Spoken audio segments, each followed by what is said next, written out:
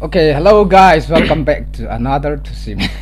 Tunin no kwai to sim zong hiting interview zong hiting talk so simple tanahin bol do hin tunin no kwai guess kan Ke win. kami ni hili thang khan len ho kip he. Okay, abana hi na chen na khumin pi ham epi district ham huilangam kai ham. Ka chen na khumin Sijang hi in Kampopi district cycle block he. Okay, abana hi nanu na pa dam dam na lai hin na chale amin thon zong hin sayo. Kamnu kapa tu pe nin pathenong sinin adamin chule kapa min chu ne pau ho kip hi in kanu min lam khochin ho kip he.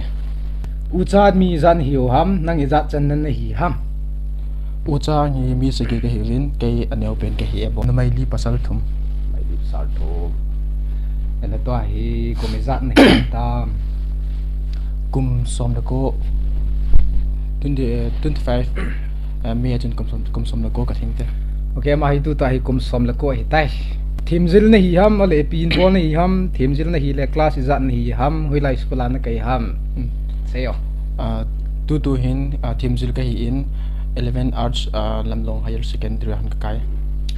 Okay. Nga atam tay na nangakit din school. Ele iti ko mana na pin ham. Nah. Kumzat na hi tam. E kitong tay ka ti iti ko mana na pin ham. Say tam. Say da pa. En zo to ka kum ana khut ko mo no an.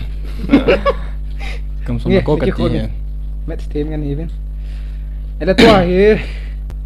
Daw nga ni ta. Yeah. Tu hin dong ma ka nei he. Ka nei nai poi. Kiniam kin da live boy. Okay, daw ma ni nai poi single hi single plus singer. Winger. Nasa hi na them la zing. Na newa ko na thanup na ham o de ipiti ala na hin sa ham. Ka ki pe tabang question chu la sa hi ka ne pa na ka hong thanu min ka ne kum som ka hong wala pa na Sunday school la ha pa na ka hong kizil ka hong thanu no ma la sa kan chi pi pi. Newa ko na thanu mai tai na. Ai le bana hi. Daw ma ni nai lo na hi in. Mi tam tam jong he nom ding a hin itabang no mai na deyam nang sanga new zone na deyam na ki ba api na deyam nang sanga lin zone na deyam sayo na mai chu pasalin sai le myo sen apha de hi na king de chu le ke sanga neu ding chu le khe thim tu jing de I he thim ding le chu le kin amount ka he thim de chu chimi chu ka de. Okay ele khat nan dong min ken itabang no mai ka dem net na Nang ke poi chu mi mi lung ge bang lo hin na itabang no mai ka de het nai lo nu mai phot na de ya ele ni khat tin lan jinen nei di chona iti pha dum le ki jine le phan te na diam ai lo aban le dan thieng ol zan theng jinai phat chu ki jinai tho di na so la kin jinai phat chu ka sai thai pon ka sai nom poi na le chu pathenin dam nei pi ala mai hin kon pi ti hin na mi pathenin dam nei pi a hi pathen dam nei pi a ingai lu nai lung se na hi le mi chun atam zo chun dan thing ki dei so ke ai ba mi chu ai ma lung ke la pathen lung gel ke bang ji lo na bang dan thing ai ki gel jong chu dam na se bang jan thing jong ke cheng min tin so la kai tup chu hi le pathenin lung se nai ngai lu na hi le dan thing chu ka dei ai bang ka se nei ding phat wang chu ka sai thei poi pathen gun tan te ke jine ding pha ju sei thelo na dan thing a jine ding chone ki jam the ji ai ma ni ki guna hi le na chil lo thing sot lo ai le bana hi na talent thum da banga se talent tam ta ki nei na thum ga se ke ma ka thip lo wangin ka thnup na chu hi le na talent na nga ka dei ka chi pi chu hi le la sa ai ta in na aban le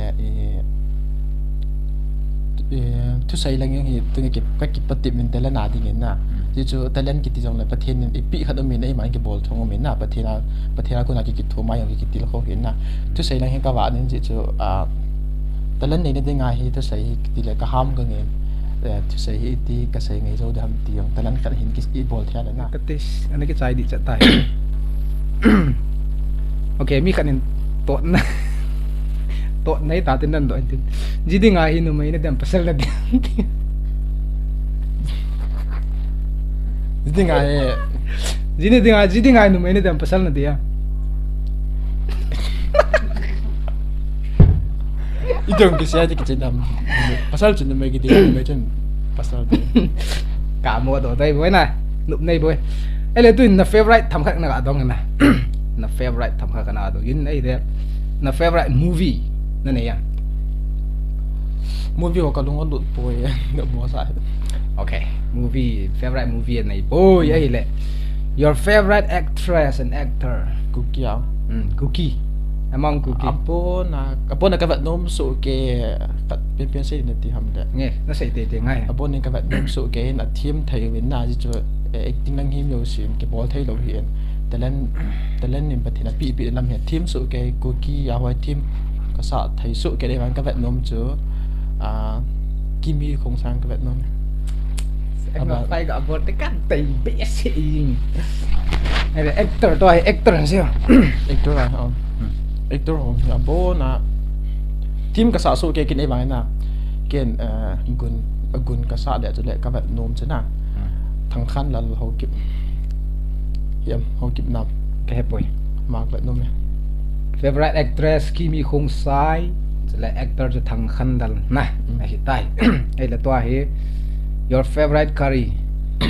ke ken ka me du che hila da dur ho na da dur ho le pi an jang ho ho tia ka nga ti ka ki hon la ka du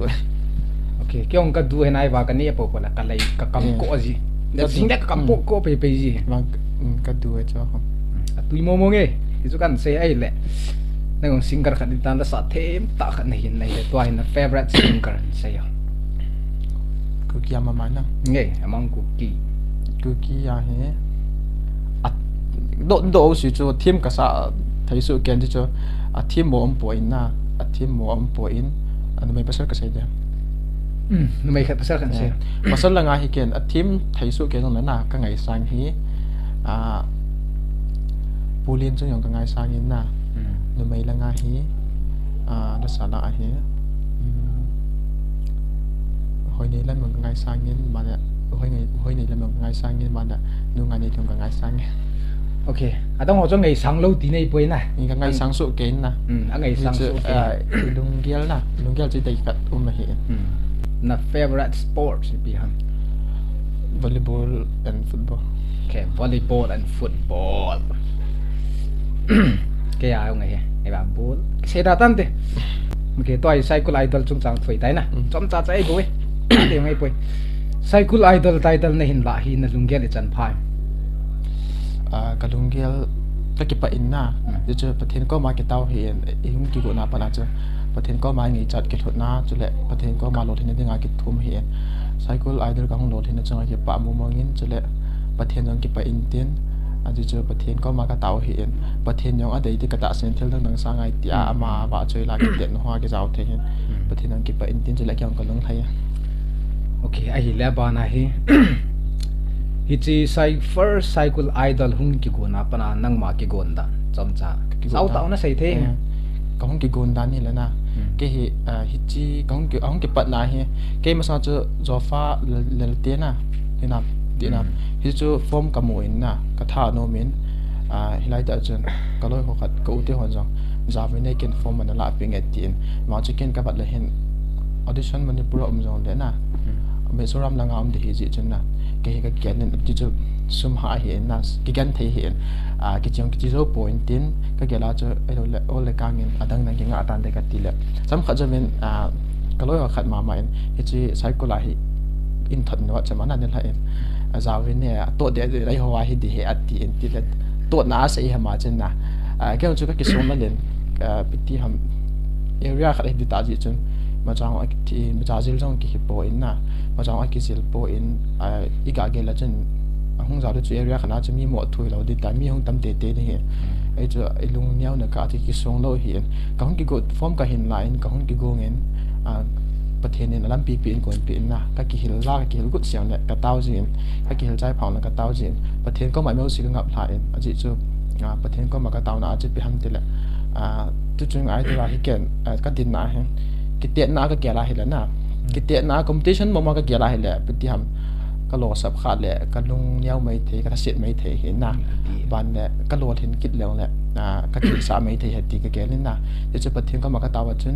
กิดเดในจนกะแกโปอิน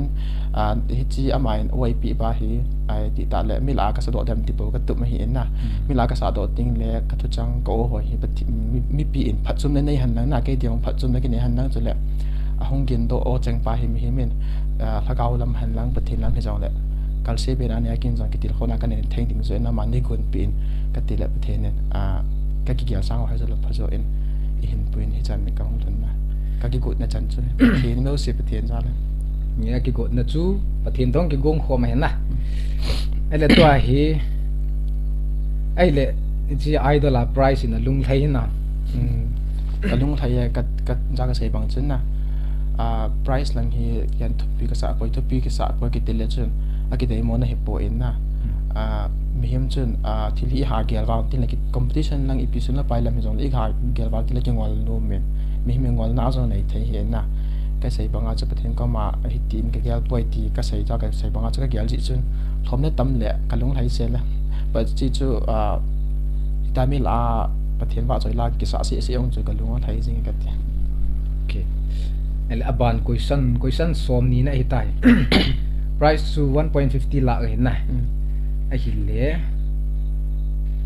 มีน่ะเฮ็ดนมเดียน่ะจริงที่จะกันตัวเห็นอีพิอานะมันทำที่ช่วยเห็นไงจะช่วยเกี่ยวมินิหาโดนะปีเปลี่ยนเห็นนะหอยลายให้เละก็หามวยเกี่ยนเฮจะสมฮี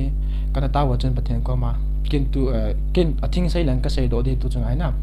กันตาวจูฮิจิฮิเกี่ยนประเทศก็มาจูเกี่ยฮีอาหูสังก็เห็นป่วยนะกันเทกิเท่ากันเนี่ยจะเอากี่คนทั่วที่จงแล้วประเทศก็มากระตาวนะจนเกี่ยกันที่จงแล้วกูกันเอาในลายเห็นนะกันนู้กับป้าจงประเทศดำนับยามในลายเกี่ยวกับดำในลายกูกันเอาก็หาสัตว์นักเกษตรเห็นดิ้งกูกันเอาจงในลายกัดตีนก็จะว่าจนฮิจิฮิก็จะว่าหินละสายอะไรก็เห็นกันที่จะการเก็บทุบปีนดิ้งเห็นนะก็จะเอาโน้มอาจจะจูน้ำมันโอในปีปากระหัวในปีปาที่จะงานเห็นสมนับไปกระหัวล้าจนเลยกันที่หาสายเก็บทุบปีจะใกล้แต่งาประเทศนั้นโตนั่งกิปัดนันทีที่กเกลินตู้หินสมฮีกะก้อยในลายหินนะหมายจำห้องกิซิมหันหลังสมาขันหัวห้องกิปิโดหันหลังห้องวาลจนเฮงเงี้ยวาลตั้มหันหลังทอมจ้องเดะก็ยาดิจะทบีบ่อยนะก็ยาดิจะประเทศนั้นเห็นกวนกิดดีเห็นออร์ฟานิสโอหินกันเทจะกาหัวน่าก็จะคำมาถูกปีดิ้งกะเกลเลยโอเคไอ้เรื่องมีตั้มตับบุยนั่นที่กับจงงมกินfinal นี่อาจจะนะจัดกันนินได้เห็นตัวตาจ้าไอดอลนี่หิตายไอ้เรื่องมุนขัดได้เห็นลาบส่งเสด็จกินได้เห็นกี่เขาขัดเลยนะนั่นจีดำที่จ้าเห็นนะ answer จูอะคู่เบี้ยป่วยนั่นที่เห็นนะที่จูนี่นี่เท่าๆกับที่ด่านจูมีนไอดอลขัด gospel ประเทศลาสาจะลาบส่งเสด็จงาอากาศที่จูก็ตีเห็นก็จะยังก็ใส่โนมินนะมีไม่กี่เห็นนะประเทศเฮงเงี้ยขัดลุงเกลจนประเทศลายสายลับส่งสาดาหันที่จะมีลุงเกลเห็นนะก็มันกับลุงเกลจุเหียเลยประเทศนี้แต่ละในปีจู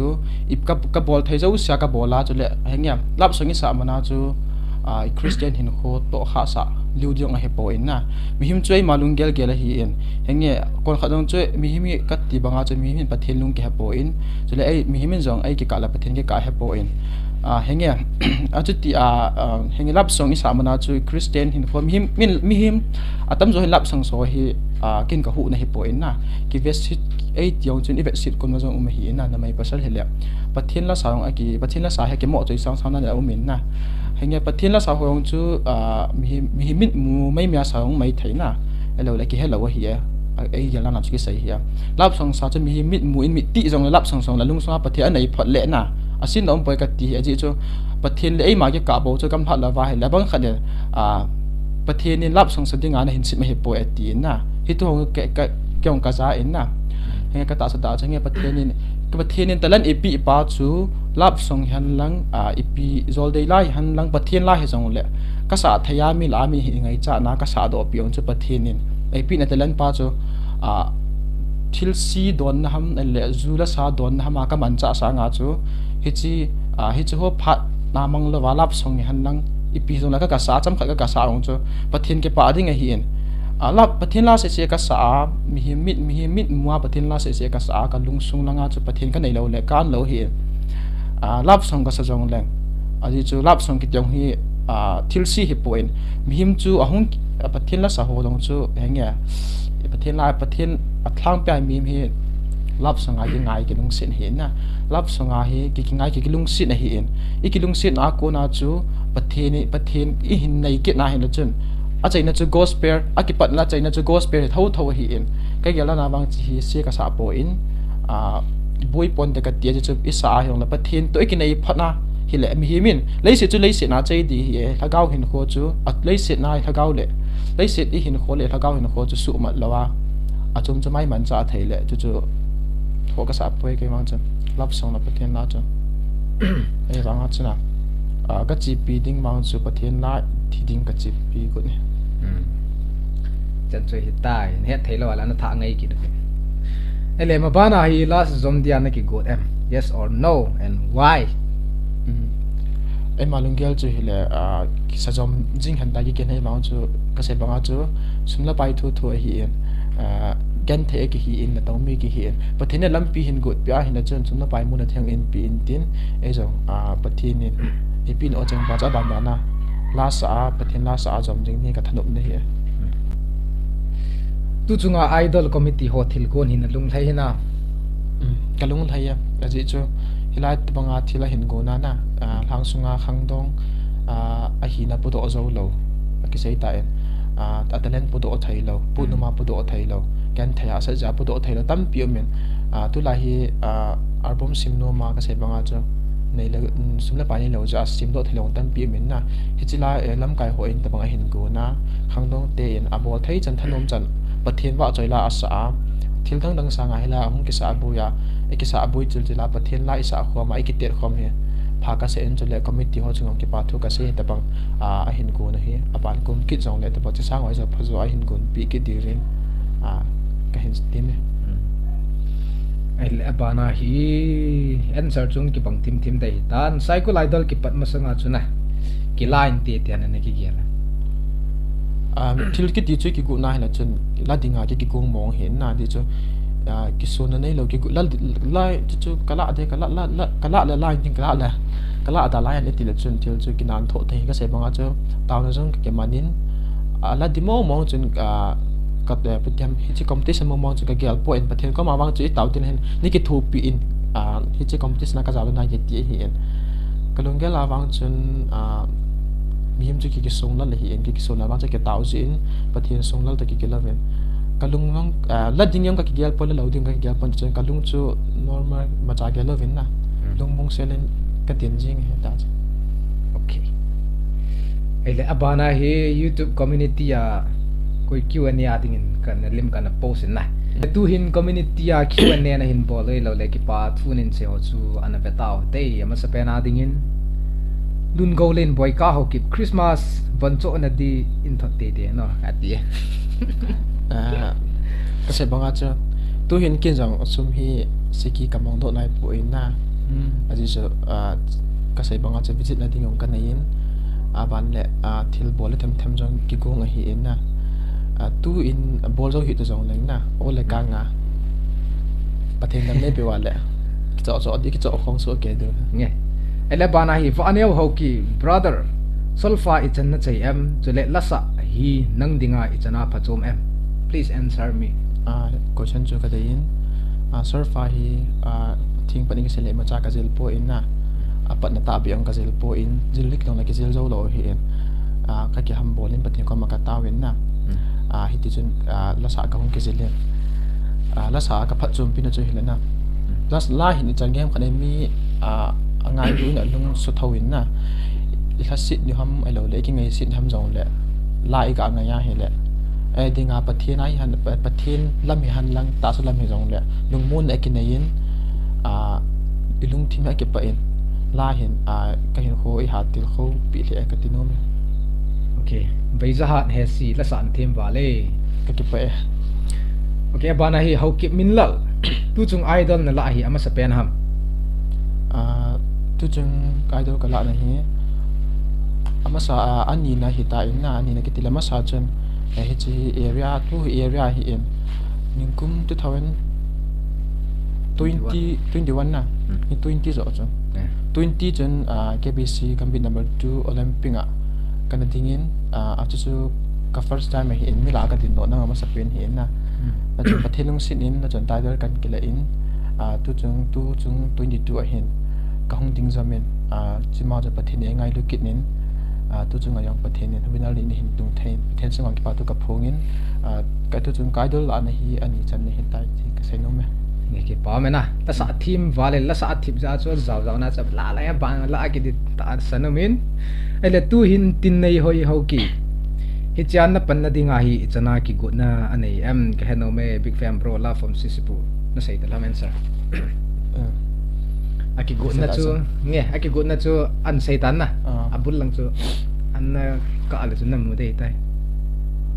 ai le abanai boy si changsan asam lang nong nom lo ham. By the way, let's team vale. Congratulations for winning the first cycle either. Asam lang kahong no min na. There's a part on the thei po in ihin ko pathin ihin pui pai dam na hin ne ule. Hong di ka tie kin tha no. Lucy Chongloi abulan hong kipat na kipat ka gin chat pe pe ki pa pi no me mabana zong ti sanga hoi zo la phazoin hong machal jingin. Ki pau me nikin chat chu pathin za la hin na. Pathena ki ngap ting na chen ki sonal na de poin ni hin cha na ni hin kin chat ta banga pathen yang ni hin tun do zilin nang chungang ki pa thu kan seng pathen chungang ki pa thu kan seng okay abana hi helun kip gen ken jong hi chan na hin pha hi kan ki pa pi e ken ka hin do nom cho hi le hi chan na hin pha na dinga hi chan na ki god em nan nei jam chom cha hin sei pi o ka tha sei ki no chom cha khan hi chan ka hong ki god na hi meu se pathen za la hi in pathen khona ka pung ngap thla jingin kong ki god no cha ka ki hil pet ni han dang pi pet hi jong le meu se pathen chong ka ngap thla hi jing kong ki god tan chu hi okay abana hi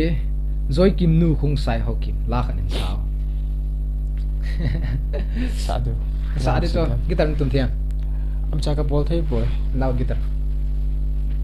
la sa tu ni mi pi kha ka ne hoy ko lang hoi ta ka ne hin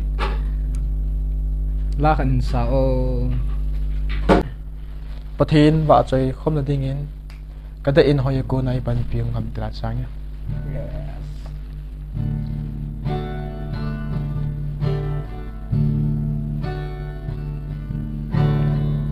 kada in hoy ko na ei pan pi hung ham ti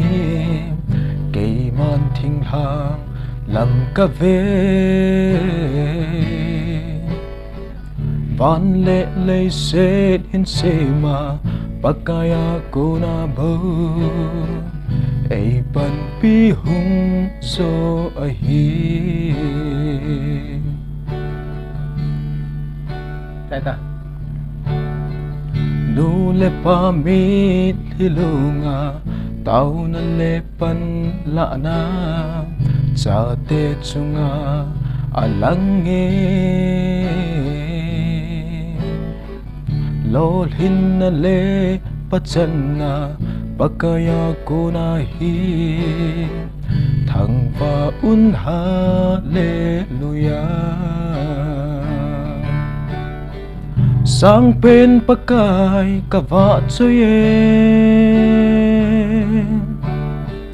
sang pen pakai ka thang va e nei ngai lut na nei pe phat the sim so hello ka thang va e pathe asumi pia man ding ham ka zau chuk taban ka sai tan na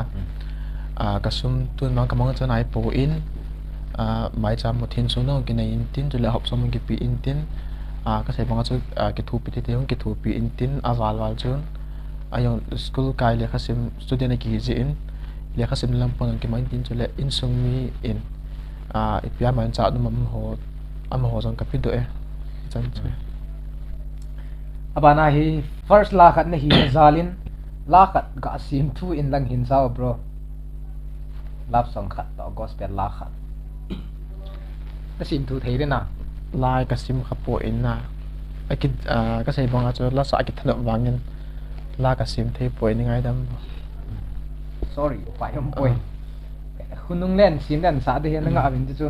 ai wang ka bet e ka mo zau zau e anup na ka zau e ki la hi zong le ko poi tia ki gela na zau ham na khumin pi ham tu pet a hi dong mai zan ani ham a chainan pathin la su zom jing nge na ti am nghe cái tin là chuyện vàng về cái tiếng cái tiệp bộ in cái tin là chuyện pathin có mà cái tàu riêng hi in ata đi ngã đinh cái hi in vàng cái bộ in ví dụ ata đi ngã pathin có mà cái tàu cho ata đi ngã cái tàu hi chuyện vàng bên mấy cái tin là pathin cái tàu là cho isan bị đâu mấy thể hi in pathin có mà cái tàu chuyện cái dòng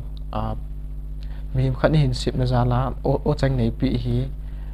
vợ chơi na nang mà vợ chơi na đi ngà cái tin đầu lệ bia cái tin nào cái sao đem cái tí hiện chỉ này cái thu bị in cái tia cái tàu hiện chỉ chân vàng mấy vàng với mấy tin cái tin bộ in tạ đi ngà cái tin nào tạ đi ngà cái tàu chính phải tin đúng xin in tu in tạ cái tàu nó lệ tạ cái tin nó cho em mua số bia doma nei poi doma nei poi pathin la sa zom jing di he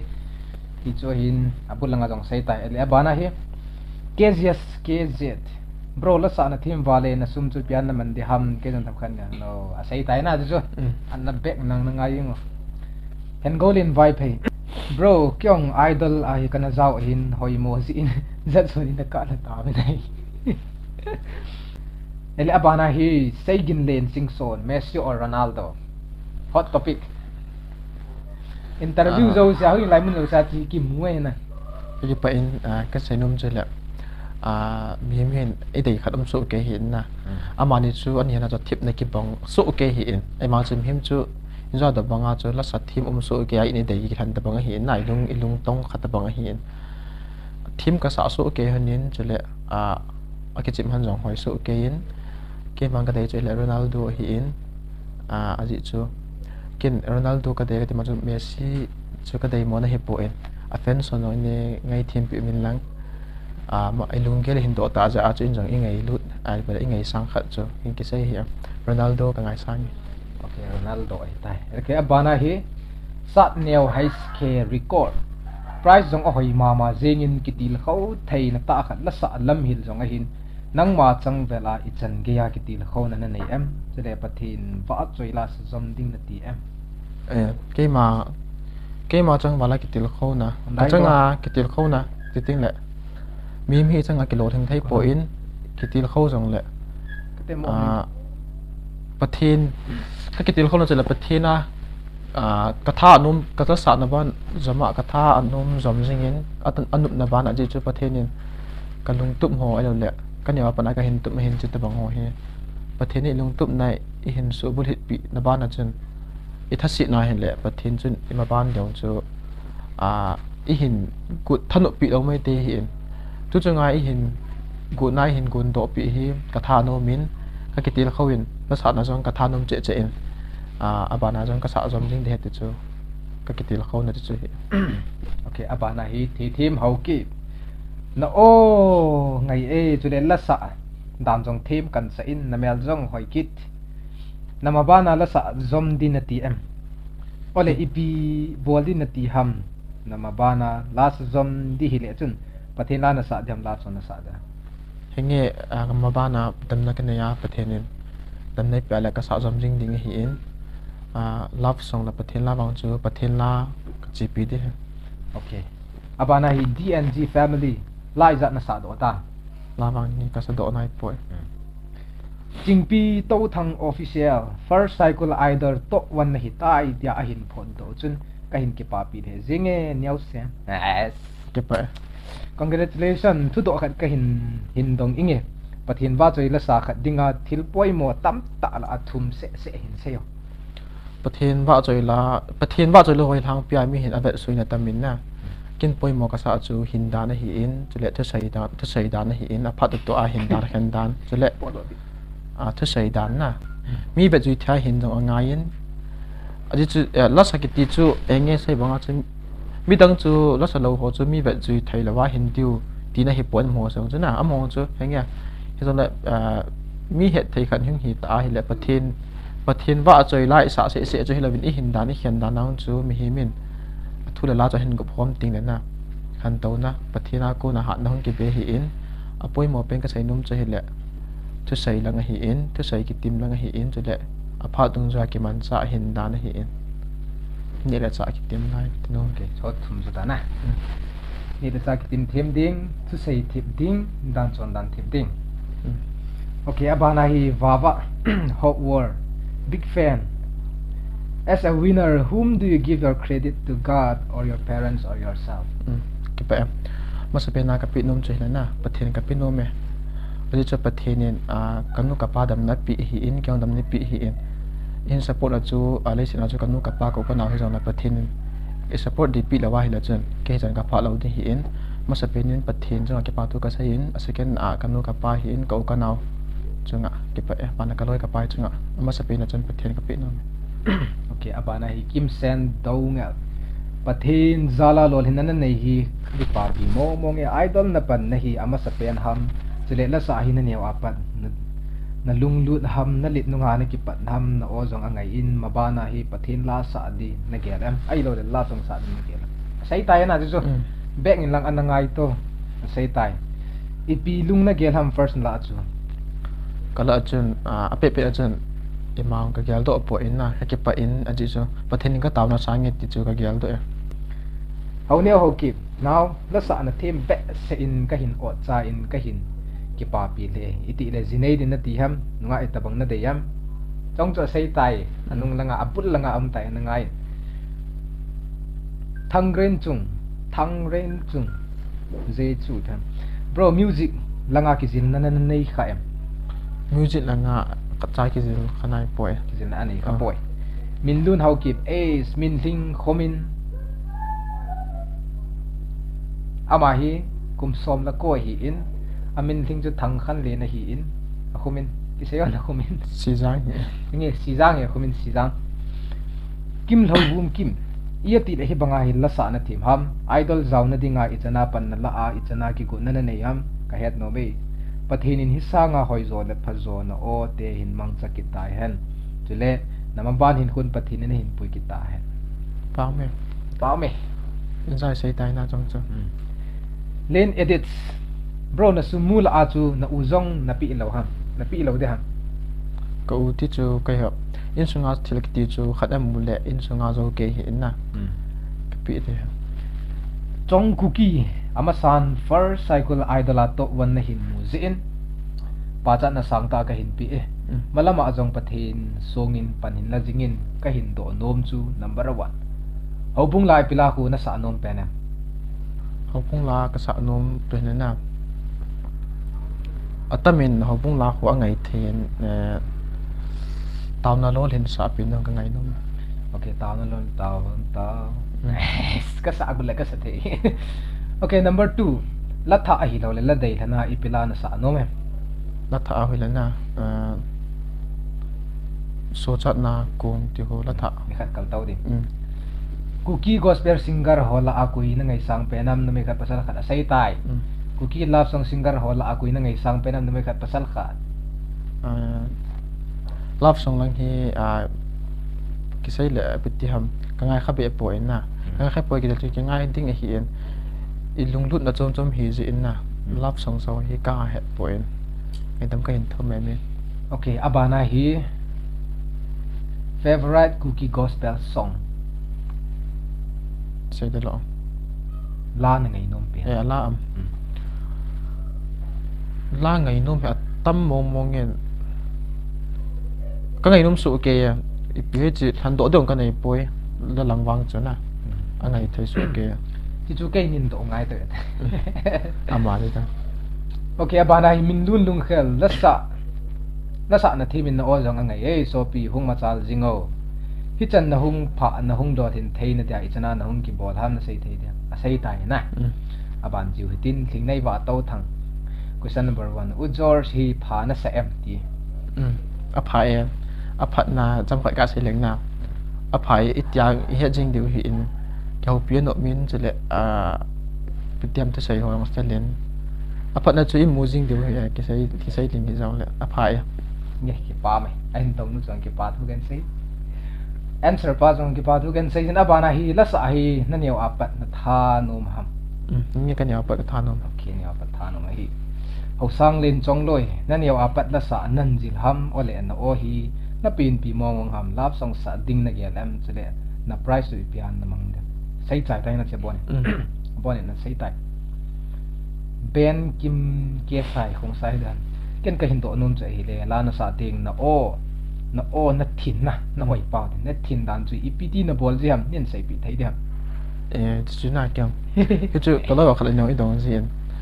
ka sai num che le ke o kan thing thai po na tun jong ka thing thai be pa ka tin non ta thin dan I do chen ka sai di hin ko kan thing thai po en kyang la kan sa le kana sa jang pa ji in na ita ka hin thi them mong ka po e le ipiti ham mong ki thin mong ka po e itu chu ai mà thân động duyên không hiện tan thế nào bật thiên in bị tan để cái tiệt nghe có thiên hi thiên thế làm gì vậy na cái say gì cái bồi na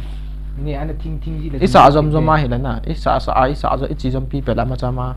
không cái bồi thấy gì hiện ta cái kia abana chu ke jong la ka sanomin hin la ka them poi idol nan la chu kan ki pa pi the ti cái bậy kia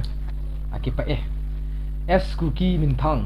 Brona lolin na chunga ka hin ki pa pi na thip na hi na kitil hat ji ham pathin pi ham kitil hat ji a hi le na kitil dan chom chan sei pathin pi he na pathin pi hi in kitil lang cho pathin ni pi thâu thâu ni kitil la cho pathin ni pi lo la kan lo hi in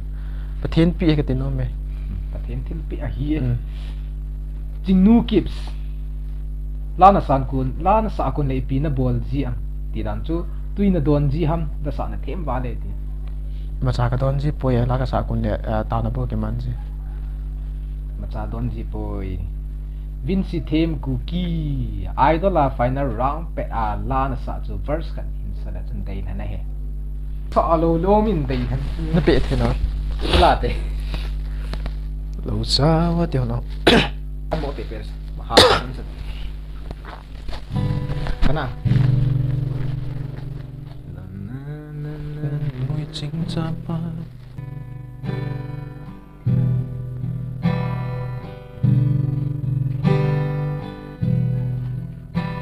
lâu sao qua kê ngồi chính ra ba và cái aki ngài dinh ba chung ngày hát lệ xa hát hồ dòng ngà thani Israel si bay te ki chát bên và dinh dòng chu a thật sâu dinh ta gal zo na pa kai a hi hallelujah hallelujah hallelujah hallelujah Hallelujah.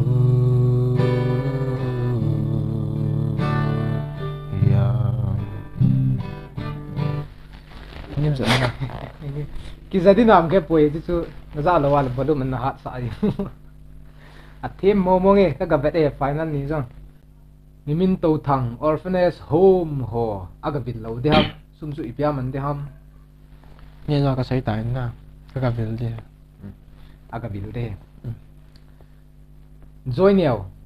George nang naw ta ta ham na pin pi mo ai poi ka pin pe ai poi. Kamin sang khong sai cookie nam sunga tabang da sa them pathin in ap zun pathin thang bai num han question number 1 da sa na thip hi na pin pi hamode na gut ji ham sai tai cycle idol na la chu ichandia na ki pa em chong cho sai tai so le abani pi lung gen na yam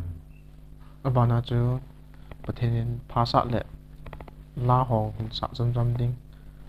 ti chu hi kama ban ki kia ngam sing son na sumu chu pilam panga namang diam chong cho sai tai abana hi san sil social media an hin til kho hot chunga ipi na sei nom em cái pa in til kho na ni hin ni na chung wa ke pa in na ho za na na ho til kho na za le pathin lung si za la chan ke pha hi in cái pa in hin til kho ho chung wa ke pa tu sang ta ka hin phongin mà ba na jong pathin dam nei piu han nang na ho jong pato na tham na pathin na pi win tin chu da kem him pi han nang im na chi wa pathin dam nei pi win tin em lam hin kho wa pathin ni em sang wa to du han nang i bol du ho pathin i het piu han nang a bui thai ho i dong tum ho idong tum ho sa bui thai ho ku ni jong i bon jem pathin ni i hoi do han nang i bon ma ding in pathin ni i piu han ti chu ti kho na chang in ti kho ho chang ke pa thu sin le ma ba na pathin pan pin a kan se ne chang chu okay abana hi x zat na yam ti ka nei poi x nei nai poi abana hi a hin tong pai mi hoi mo hin mi hoi mo kitin la sa thim ho me la hoi poi ti di na sa em di na sa le point khan hin se ani point na ti jong point khan ke gelan in mi him ke mi mit aki bang poi na ke gelin ke mit mu in mi a hoi so ke an ji chu mi him a hoi mo poi in pathenin amit ki ma pi a chale mit la na mai ki ma kho le ke pi a to sei thai nei pi ai la hoi jing ti ke gel adi de ji ai le sei milun matte pi na ni a hi bang la sa na thip na o ngai ham niao chale e pi bola hi bang mel hoi ni ham sei pi o ki pe ine u ki bang tho tho in na ine u ki bang hi in don nang ki bang hi in pathin nung sit na le pathin pi na hi in hoi nin sa cho ki pe no no hoi ke hoi so ke ve la sa dan koi style na dei pen em sa da na hi dai so ke ya chi ka chi ti am poi dei so ke ka thiep lo ji gui tar na tum thei nam ko bo the poi tum thei poi an tum thei wa dei tai idol ki bol ho hi a osu lin a len o ham a osu